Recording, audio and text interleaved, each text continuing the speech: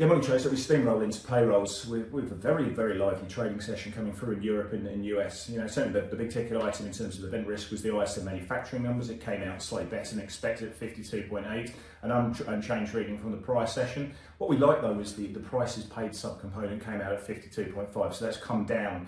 And we've also seen the new order subcomponent coming out at 51.3, so slightly better there. The rest of the news was on a second tier, tier 2 data in the market size, but there has been some big headlines. If you weren't trading the US session, if you're coming to your desk now, that you need to be aware of. Certainly the dollar's been stronger. We've got the dollar index trading into 110 effectively.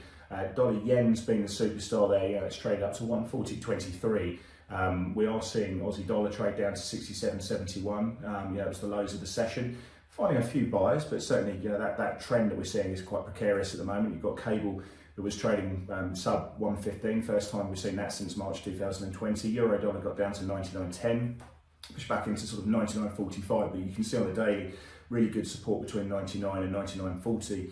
Going to fixed income markets, well, probably the talk there is about break-even rates, so expected inflation largely impacted by the fact that we've seen crude prices down again very sharply. We've seen front month WTI crude down about 3.6% at the moment, trading into the 86 handle. But break-even rates have moved sharply lower across the curve, and nominal treasury yields have moved up. So of course, real rates have moved up quite sharply. Certainly twos continue to soldier higher. And I think that's sort of initially weighed on the equity market, but it's certainly weighed on the commodity prices. Gold prices trade down to 1688. Trading 16.95 at the moment, a mix of that dollar strength and real rates, as I say, but we don't have $15. We've seen copper down 3.3% because of what's going on in Chengdu. The shutdowns are playing through there. In terms of equity prices, well, that certainly weighed on the open there. We saw that very heavy on the open of the US cash markets, but the buyers have stepped in towards the back of the close. Just people looking to massage some of that exposure into payrolls.